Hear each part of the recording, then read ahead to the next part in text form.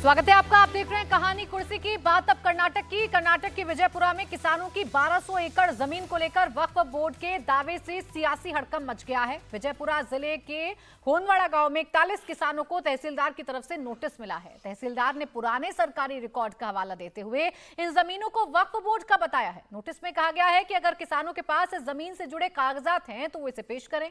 1200 एकड़ जमीन पर शाह अमीनुद्दीन दरगाह ने अपना हक जताया है। इसके बाद इस पर घमासान मचा हुआ है। बीजेपी सांसद तेजस्वी सूर्या ने कहा कि नया वक्फ कानून लागू होने से पहले कर्नाटक सरकार किसानों की जमीन हड़पना चाहती है, लेकिन कर्नाटक सरकार ने इस आरोप को खारिज कर दिया है। वो लोग ने बिल लेके आने का तय किए, बिल लेके आने का तय किए। अभी उनको कुछ बहाना चाहिए, ये बहाना है। ऐसा कुछ नहीं है। कोई भी किसकी भी प्रॉपर्टी कोई नहीं ले सकता, आम आदमी की नहीं ले सकता, तो किसान का कैसे ले सकता? तो आपको चुनौती दे रहे, किसान को हम भगवान मानते, किसान को हम भगवान मानते। किसान को 2 वक्त की रोटी डालने वाला किसान, किसान की खेती बाड़ी करने से आज हम 2 निवाले चावल खा रहे, तो वो किसान को कैसे अन्याय कर सकते हैं? सवाल ही नहीं पैदा होता है, सवाल ही नहीं पैदा होता है। अब किसानों के साथ अन्याय नहीं होगा, किसानों से जमीन नहीं ली जाएगी, ये बात जरूर सरकार की तरफ से कही जा रही है। बीजेपी पर इसका राजनीतिकरण करने का आरोप लगाया जा रहा है। तेजस्वी सूर्या डरा रहे हैं किसानों को, ऐसे आरोप लगाए जा रहे हैं। लेकिन सवाल ये है कि अगर किसानों की जमीन छीननी नहीं थी, किसानों की जमीन पर अगर किसानों का ही हक रहना है, तो फिर ये नोटिस क्यों दिया गया? वक्फ की तरफ से नोटिस जो है बाकायदा किसानों को दिया गया है। अब किसान परेशान है, प्रदर्शन कर रहे हैं। किसानों को डर है कि ऐसा ना हो कि उनकी जमीन वक्फ के नाम पर उनसे छिन जाए। अब समीर जी, तेजस्वी सूर्या अपना पक्ष रख रहे हैं, लेकिन असल परेशानी तो किसानों के सामने है ना। मालिकाना हक प्रूफ नहीं करेंगे तो अभी जिस तरीके का नियम है वक्फ का, ये जमीन चली जाएगी वक्फ के पास। देखिए, इस समय कर्नाटक बहुत चर्चा में जमीनों को लेकर। कहीं पर मैसूर के अंदर सरकारी जमीन किस तरीके से कब्जे में की जा सकती है, जमीनों में कैसा हेरफेर किया जा सकता है, और कैसे करोड़ों की जमीन अपने परिवार और अपने ट्रस्ट के नाम की जा सकती है, एक वो भी देखा है। और फिर दूसरा किस्सा आ रहा है कि वक्फ बोर्ड के नोटिस पे 1500 एकड़ जमीन किसानों की कब्जे में करने की कोशिश की जा रही है। देखिए, कर्नाटका में तो अभी कुछ दिन पहले ही डीके शिव कुमार का बयान आया था। उसके पहले कर्नाटका के मुख्यमंत्री का बयान आया था कि हमारे पास वक्फ बोर्ड के कई चिट्ठी आई है कि कई जमीन उनकी है जहाँ पर किसानों ने अपना घर बना लिया है, किसान वहाँ खेती कर रहे हैं। कुछ जमीन ऐसी है जहाँ पर वहाँ पर इंडस्ट्री लग चुकी है, तो वो जमीन हमें वापस की जाए। और मजे की बात है कि राज्य सरकार के पास चिट्ठी गई, जिस विभाग के पास चिट्ठी गई, वो चिट्ठी किसानों को जारी कर रहे हैं कि आप इसका जवाब दीजिए, ये कि आप इस जमीन पर वक्फ बोर्ड दावा कर रहा है, आप ये बताइए, आप कागजात लेकर इस समय विभाग में आइए बताने के लिए कि जमीन आपकी है। अब जिस किसान की 300-400 साल पुरानी जमीन है, 200 साल पुरानी जमीन है, उससे कहा जा रहा है कि आप कागज इकट्ठा करो और ये बताओ कि जमीन आपकी नहीं है। वक्फ के पास कोई पेपर नहीं है, वक्फ ने बस चिट्ठी जारी कर दी है कि ये जमीन हमारी है। अब वो किसान दर दर भटक रहे हैं कि ये जमीन हमारी है, हमारे पास कागजात नहीं, तो हम कागजात कहां से इकट्ठे करें? वक्फ बिल जो केंद्र सरकार लेकर आ रही है, जो अमेंडमेंट लेकर आ रही है, वो इसलिए तो लेकर आ रही है कि पूरे हिंदुस्तान के अंदर वक्फ के नाम पर जिस तरीके से जमीनों पर कब्जा किया, वो फिर खुलकर कहते हैं कि दिल्ली का एयरपोर्ट तो हमारे नाम पर है, मुंबई का ताज होटल तो वक्फ की जमीन पर बना है, दिल्ली की सुप्रीम कोर्ट तो वक्फ की जमीन पर बना है। अगर ये सब वक्फ की जमीन पर बना है और जिस तरीके से पूरे हिंदुस्तान के अंदर वक्फ ने 8.5 लाख एकड़ के करीब जो जमीन इकट्ठी कर ली है इस तरीके से, और अब इसके बाद और जमीन इकट्ठा करने चाह रहे हैं, केंद्र सरकार यही बिल इसलिए लेकर आ रहा है कि जमीनों का हिसाब किताब तो रखा जाएगा कि कौन सी जमीन वक्फ की है, कौन सी जमीन वक्फ ने वक्फ के नाम पर नोटिस देकर अपने नाम पर कब्जे में कर लिए। मुझे लग रहा है अब कर्नाटका सरकार को इस बात में दखलंदाजी करना चाहिए। हालांकि कर्नाटका में कांग्रेस की सरकार है, तो भी इस मामले में क्या स्टेप लेगी ये देखना नहीं है। तेजस्वी सूर्या इस मामले को बढ़ चढ़कर उठा रहे हैं। बहुत किसान कह रहे हैं कि अब हमें कोर्ट में जाने पड़ेगा इसके खिलाफ, क्योंकि राज्य सरकार इस मामले में हमारी सुनवाई नहीं कर रही है, अधिकारी का कोई सहयोग नहीं मिल रहा है। मुझे लग रहा है सिर्फ एक मामला नहीं है, 1200 एकड़ का ये एक मामला नहीं है। अगर इसकी जांच की जाएगी तो इससे कई हिंदुस्तान के अंदर निकलेंगे कि हजारों एकड़ के ऊपर वक्फ के नाम पर नोटिस दिया जा रहा है। और मुझे लग रहा है सिर्फ किसानों को नहीं, कई अन्य संस्थानों को भी नोटिस गया है। आप केवल हजारों एकड़ कह रहे, वक्फ का कंसेप्ट क्या है कि समस्त भूमि जो है वो तो अल्लाह की ही है। तो ये वक्फ जो है वो नहीं है। वक्फ के पीछे जो धारणा थी, जो इस देश में नहीं समझा गया, कि कंधार से लेकर कटक और कामरूप तक, इधर कालीकट तक सब इस्लामी भूमि है। तो जब हमको आगे इसको गजवाए हिंद है, तो भूमि तो हमारी है, ये तो अपने आप ये गजवाए हिंद हो चुका है। वो कोई ऐसा कंसेप्ट नहीं। इसीलिए मेरे जैसे लोग कहते हैं कि वक्फ में संशोधन नहीं, इसको संपूर्ण रूप से समाप्त करना चाहिए, इसमें संशोधन की आवश्यकता नहीं। इसमें ध्यान दीजिए नोटिस कैसे आया है। जो वहां के अल्पसंख्यक मंत्री हैं शाह अमीनुद्दीन, जमीर अहमद खान, उन्होंने वक्फ से भेंट की थी, क्योंकि एक दरगाह है शाह अमीनुद्दीन दरगाह, तो उसने दावा किया था कि यह क्षेत्र हमारा है। फिर वो बहस आपस में चल रही थी, उस पर गोष्ठियां हुई, हंगामा हुआ, तो ये मंत्री वहां गए थे। मंत्री ने फिर उनको कहा कि ठीक है, अगर आपके अतिक्रमण की, तो उन लोगों ने एक लिस्ट दिया कि हमारी ये सारी जमीन जो है बरसों से है, उसकी अतिक्रमण इस पर हुए हैं। तो उन्होंने कहा अगर आपका अतिक्रमण है तो उसको खाली कराया जाएगा। ये कर्नाटक के अल्पसंख्यक कल्याण मंत्री जो गए थे, उसके बाद वो सबको नोटिस गया है कि अतिक्रमण हटाया जाए, और तहसीलदार ने नोटिस भेजा है।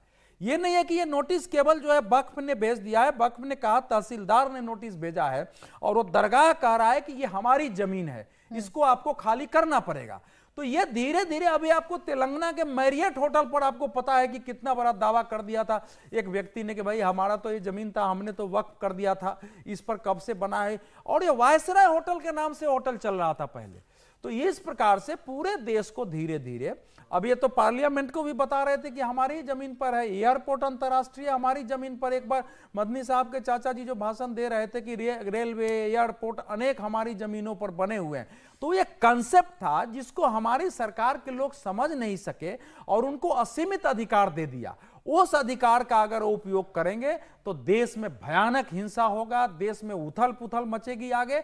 अगर इसका समाधान ठीक से एक बार पूरे देश के स्तर पर नहीं किया गया तो एक भयावह परिस्थिति पैदा होने वाली है। ये कोई छोटी चीज नहीं है कि आज एक कर्नाटक में कर रहे हैं, कहीं कर रहे हैं, ये समूचे देश की स्थिति है। ये केरल से लेकर कश्मीर तक, पश्चिम में गुजरात तक, गुजरात में सूरत की पूरी म्यूनिसिपल कॉर्पोरेशन की जमीन पर उनका दावा है कि हमको दे दीजिए। पूरे के पूरे विधानसभाओं पर जो है, तो राइटर्स बिल्डिंग पर अब कुछ दिन में दावा होने वाला है। वो बैठ के एक दिन वहां जो उसका भाषण चल रहा था, किसी का वो वीडियो आया है। तो ये स्थिति देश में पैदा हो रही है। ठीक है, और इसी में बदलाव करना चाहती है सरकार लगातार। अब तो स्क्रैप होना चाहिए ये कानून ही। भारत के कानून के समक्ष समानता, संपत्ति के अधिकार और सेकुलरिज्म के विरुद्ध है। ये संपूर्ण रूप से अभी तो सरकार संशोधन करना चाहती है, जो असीमित अधिकार हैं वो छीनना चाहती है वक्फ से। अब लगातार जेपीसी की बैठकें हो रही हैं और उस जेपीसी की बैठक में भी कैसे हिंसा हो रही है वो तस्वीरें तो आपने देखी थी, क्योंकि हर बार एक दूसरे पर आरोप लगाकर ही जो नेता हैं वो निकल आते हैं बाहर, और इसका कोई हल निकलेगा या नहीं निकलेगा ये अभी तक सामने नहीं है। लेकिन फिलहाल जो किसानों के सामने समस्या है विजय जी, मैं वो समझना चाह रही हूँ। मैं कंफ्यूज इस बात पे हूं कि सरकार दे रही है नोटिस, तहसीलदार अगर नोटिस दे रहे हैं, वही सरकार ये कह रही है कि हम किसानों के साथ अन्याय नहीं होने देंगे। कैसे करेगी? कहीं और जमीन दे देगी या वक्फ को फिर मैनेज करेगी? एक्चुअली क्या कि वहाँ जैसे समीर जी ने बताया कांग्रेस की सरकार है और मंत्री जी खुद गए थे वहाँ पर, तो उनके पास जब ये दावा पेश किया गया कि भाई ये हमारी ज़मीन है और उसको सरकार को देखना चाहिए, तो इसलिए सरकार ने अपनी तरफ से नोटिस दे दिया। मुझे नहीं पता कि क्योंकि वक्फ की ज़मीन है वो ट्राइब्यूनल में चल रहा है कि नहीं चल रहा है केस, वक्फ का ज़मीन का केस तो ट्राइब्यूनल में चलेगा। लेकिन और सरकार यदि चाहती है कि वक्फ की ज़मीन है, क्योंकि मुझे नहीं लगता कि जो साहब हैं अल्पसंख्यक मंत्री हैं और कांग्रेस की सरकार है वो वक्फ के खिलाफ कोई बड़ा फैसला करने की हिम्मत रखती होगी, तो वो कम से कम ये तो करे कि किसानों की ज़मीन दिलवाए और फिर इस पर करवाए। लेकिन मसला है वक्फ बोर्ड का जो पूरा कानून जिस पर चर्चा चल रही है, जिसका आपने जिक्र भी किया कि जेपीसी में बहुत हंगामा हो रहा है। हाँ। अब देश जी तो उसको स्क्रैप करने की बात कर रहे हैं। अभी तो उसके संशोधन को लेकर इतना हंगामा है कि वो बिल आएगा कि नहीं आएगा, आएगा तो कैसे संशोधन होगा, उन सब बातों पर। और जब किसी चीज़ की सर्जरी की ज़रूरत हो तो सर्जरी की भी ज़रूरत होती है। तो ये सरकार क्या उतनी हिम्मत कर पाएगी? जेपीसी के बाद वो जब आएगी रिकमेंडेशन, उसके बाद सरकार किस तरह से करेगी? क्योंकि कहा गया कि जो विंटर सेशन है उसमें उस बिल को लाया जाएगा, लेकिन कोई ना कोई रास्ता निकालना पड़ेगा और एक स्ट्रीमलाइन करके पूरे सिस्टम को, वक्फ की ज़मीन को। ये भी नहीं लगे सरकार की तरफ से कि वो सारी ज़मीन वक्फ की कब्जा करना चाहती है, लेकिन जिन चीज़ों पर गलत है उसको सुधार किया जाए और आगे के लिए भी एक रास्ता निकाला जाए कि किस तरह से वक्फ की ज़मीनों पर क्या कंट्रोल होगा, क्या कंट्रोल नहीं होगा। मुझे लगता है थोड़ा सा कॉम्प्लिकेटेड काम है और टफ जॉब भी है सरकार के लिए। सांप्रदायिकता से अलग हटके देखना होगा ना, एक जमीनों के मामले से जोड़, इसीलिए मैंने कहा कि दोनों के लिए ये बहुत मुश्किल काम है सरकार के लिए। सांप्रदायिकता क्या है, जो हम लोग बार बार चर्चा कर रहे हैं कि हम लोग तो हमेशा ही कहे कि वक्फ का जो पूरा कानून है वो जमीन का मसला है, धर्म का मसला नहीं है। लेकिन ये बात क्या कन्विंस कर पा रही है सरकार, या इस तरह से बात हो पाएगी कि नहीं हो पाएगी? होगी तो कैसे? दोनों सब तो चीजों को उसमें बहुत वोट बैंक मुश्किल- देख ही रहे हैं जी। ना। बिल्कुल प्राची, देखिए अगर देखा जाए इस देश में सबसे ज़्यादा जो इनजस्टिस हुई है वो किसानों के साथ हुई है। इस कंट्री में जब आज़ाद हुए हम, उसके बाद जो ज़मीन है, ज़मीन पे स्टेट का कंट्रोल होना चाहिए था और स्टेट को किसानों में बांटनी चाहिए थी, जिसको हम लैंड रिफॉर्म्स कहते हैं। वो हुआ नहीं उस तरह से। और आज जो हम देख रहे हैं कि धार्मिक संस्थान जितने भी है, ये जितनी भी बॉडीज़, रिलीजियस बॉडीज़ है, उनका इतना दबदबा है कि कोई कुछ बोल ही नहीं पाता है, धर्म बीच में आ जाता है। जबकि देखिए, किसान सिर्फ हिंदू नहीं है, किसान मुसलमान भी है, किसान दलित भी है, किसान कोई भी किसी भी कम्युनिटी से है, कास्ट से है, रिलीजन से है। लेकिन आप देखिए कि कितना ज़्यादा होल्ड है रिलीजियस बॉडीज़ का इंडिया में, कि आप कुछ भी जो आप कह रहे हैं कि जेपीसी में इतना हंगामा मच रहा है कि क्या ये बिल आएगा भी, क्या ये पास होगा, क्या हमारे लाइफ टाइम में होगा।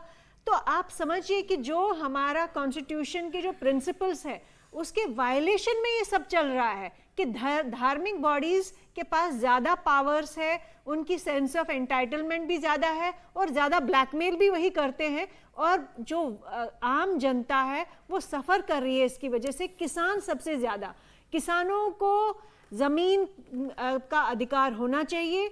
हम सिर्फ ट्राइबल्स की क्यों बात करते हैं, हम किसानों की क्यों नहीं बात करते कि उनको उनका बराबर का अधिकार दो।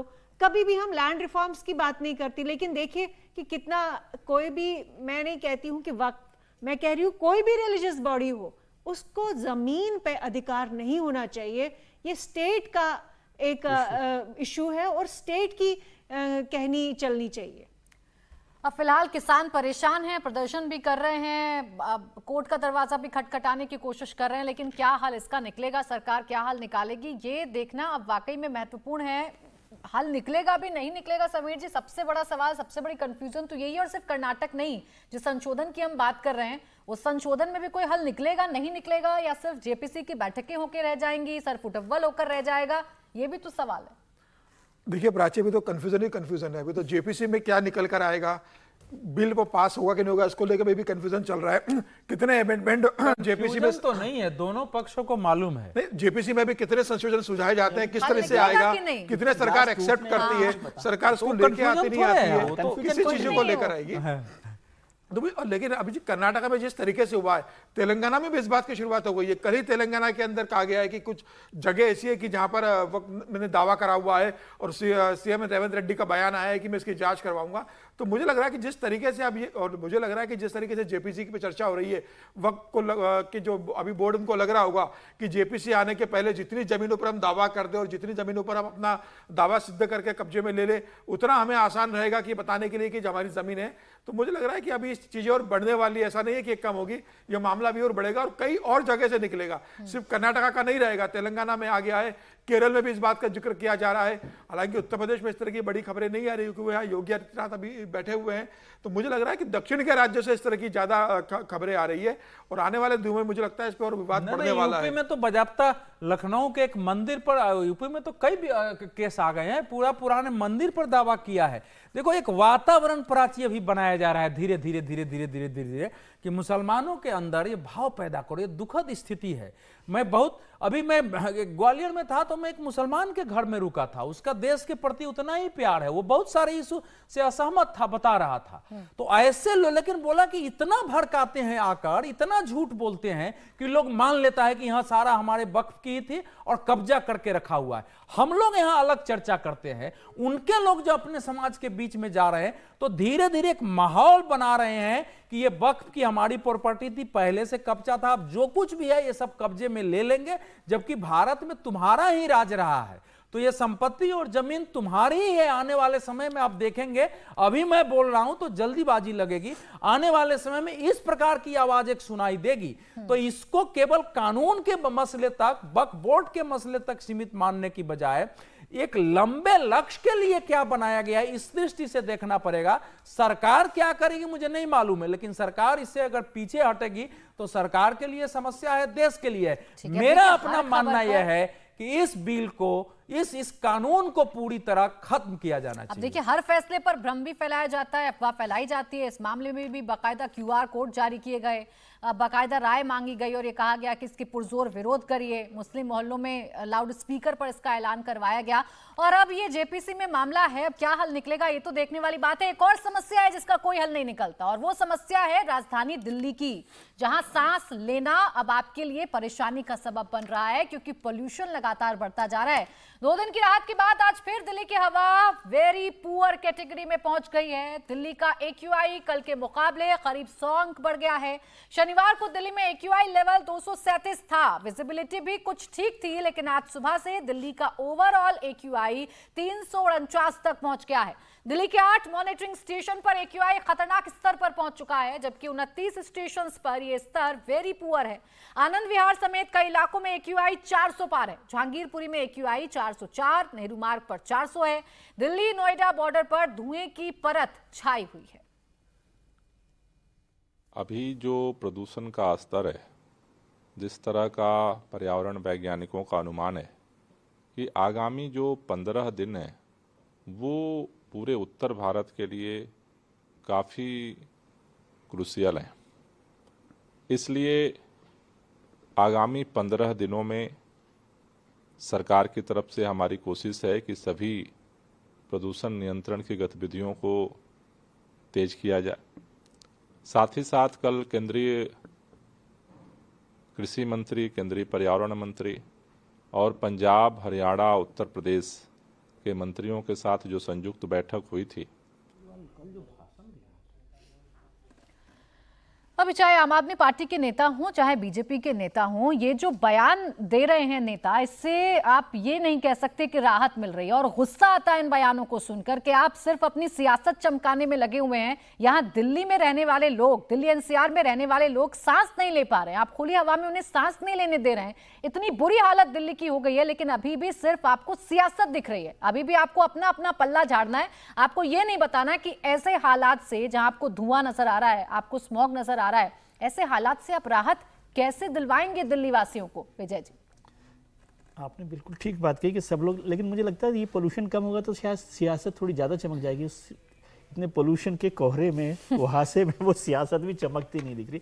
बहुत ही हैरानी वाली बात होती है कि 2 बड़ी पार्टियां, भारतीय जनता पार्टी और आम आदमी पार्टी, अभी तो मोटे तौर पर आम आदमी पार्टी, क्योंकि सारी की सारे लेवल पर सरकार के स्तर पर, वो MCD हो, वो दिल्ली सरकार हो, विधानसभा हो, सब जगह उनकी सरकार है और 10 साल से सरकार है। अब उनके पास कोई एक्सक्यूज इस तरह का नहीं बचता और वो हर बार, हर सर्दी में केवल एक टेम्परेरी अरेंजमेंट्स किए जाए, मंत्री जी जो है वो जवाब दे दें। वो भी इसी पॉल्यूशन में रह रहे हैं, वो भी इस पोल्यूशन में रह रहे हैं। तो उसका 10 साल में कोई इलाज उन्होंने नहीं निकाला है। क्या किया जाना चाहिए, कुछ नहीं होता। किसी दिन हो जाता है तो ये कर लेंगे, फिर कभी ये कहेंगे कि भाई गाड़ियों को आप चलाने के लिए एक ऑड इवन कर लीजिए कुछ, लेकिन कोई परमानेंट इंतजाम नहीं किया गया है। यमुना का हालत आप देख ही रहे हैं अभी। अच्छा, यमुना की भी हमने इतना वो कन्वेंशनल कर लिया कि जब छठ की पूजा हो तभी यमुना की याद आती है। और यमुना की झाग और वो दिखाई दे तभी रहे हैं। नेता पहुंच जाएंगे बीजेपी वहाँ। अध्यक्ष ने तो कल डेमो दिया था, वो नहाने चले गए थे वीरेंद्र सचदेवा जी। मुझे तो डर लगा था वहां कि यमुना में वीरेंद्र नहा के आए तो बीमार पड़ गए, वो उनको स्किन की मैं डिसीज हो उसको गई। देख के डर लग रहा था कि भाई वीरेंद्र सचदेवा जी क्यों उस पानी में गए हैं। नहीं, क्या लेकिन वो दिखाने? कुछ बदला हो या ना कुर्ता बदला पहन हो, के नहा रहे थे। सुनिए, हम लोग तो कभी नदी में नहाए